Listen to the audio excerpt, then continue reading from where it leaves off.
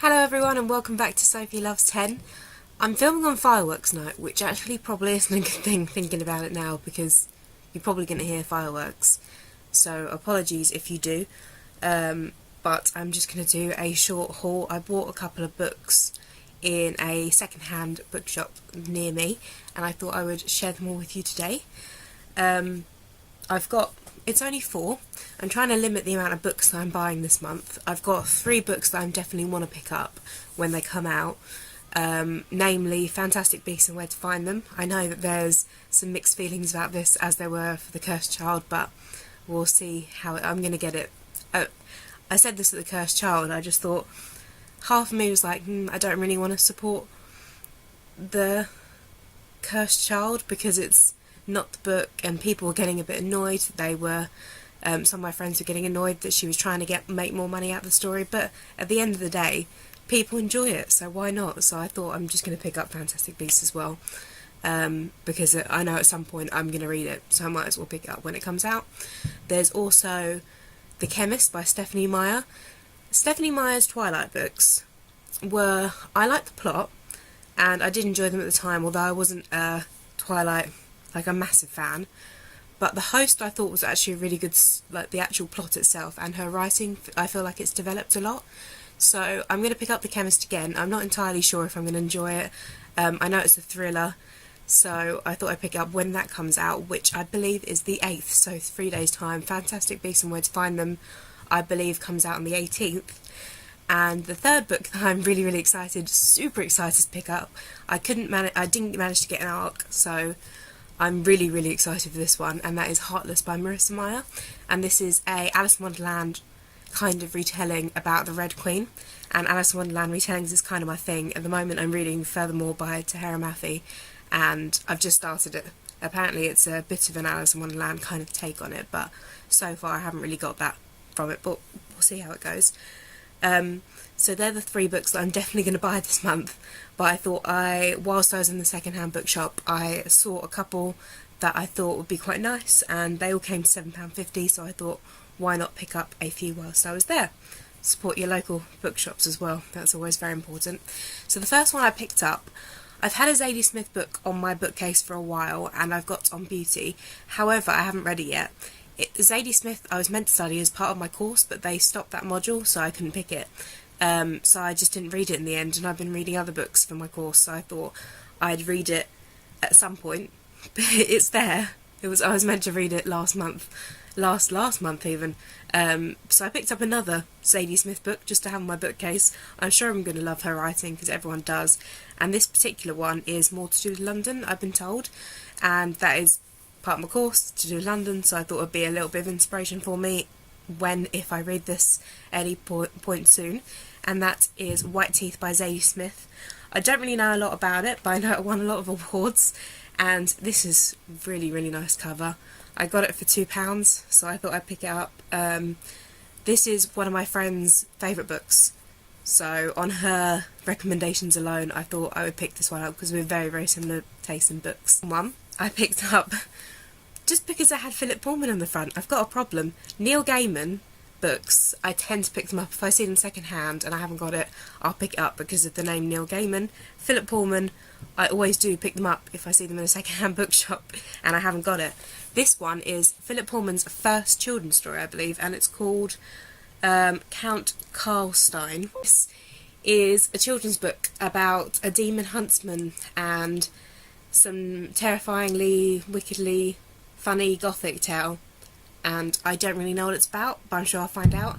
It's a children's story, so it's quite small.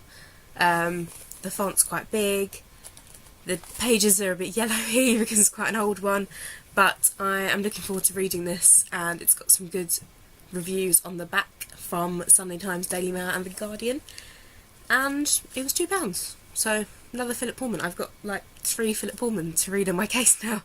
It's something that I've heard of quite a bit around, and I've thought I'd pick it up for my queer studies course, because I thought it would be an interesting book to quote possibly for my essay. And I have a Jeanette Winterson book already, which is The Gap in Time, I believe, which is a Shakespeare retelling, but I haven't read that yet because I haven't really been in the mood for Shakespeare / retellings of Shakespeare. I've been really in the kind of fantasy young adult mood a lot.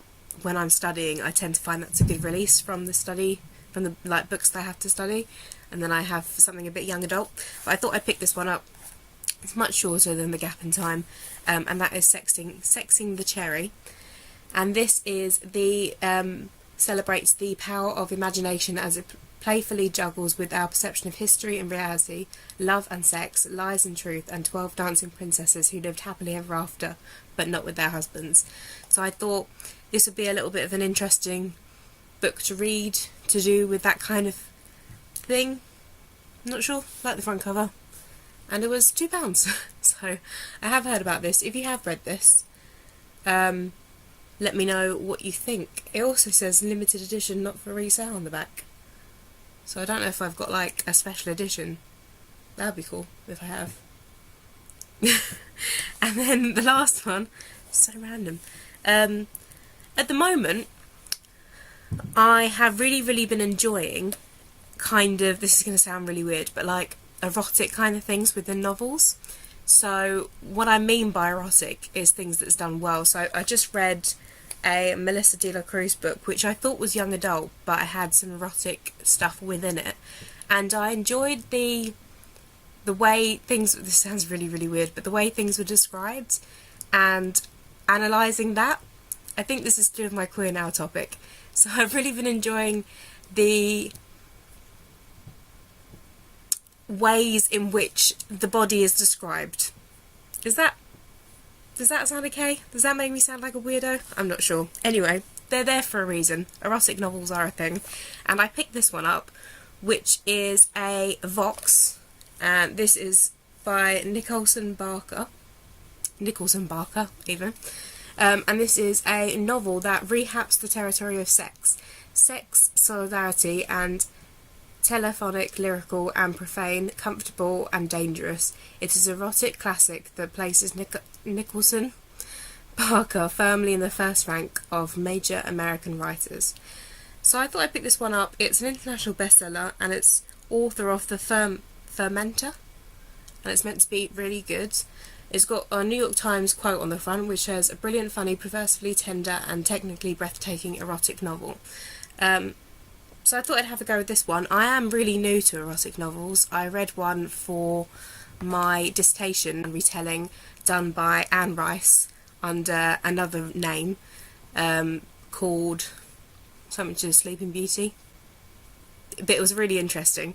I think when they're done well, and when they're not done just on the shallow basis of we're going to get this sex out here and we're just going to write about it really quickly, then they can actually be really interesting pieces of work, because it's quite difficult, I think, as a writer, trying to write stuff that is interesting to write, but you're not just saying, and they did it, and that's it. I think it's just an interesting form of art, and I do think it's a form of art. Alan Moore wrote his one, The Girls, I believe, and that was a fairy tale retelling, an erotic novel as well. So I just think maybe this is something that we can talk about a bit more on BookTube, because I don't hear anything about this at all. Maybe it's just people don't want to talk about it, or they don't think it's a good form of literature, but sometimes it can be, and this one particularly is an international bestseller, so it's got to be, somebody's going to read it, obviously, to be a bestseller. So they are the books that I bought. I'll stop rampaging on now. Just some thought. I'm going to be buying the other books, so if you want to see them physically, I'll do a haul later, at the end of this month, I suppose, or mid-month, because I have them by then. And I will see you all soon with another video soon. Goodbye, everyone.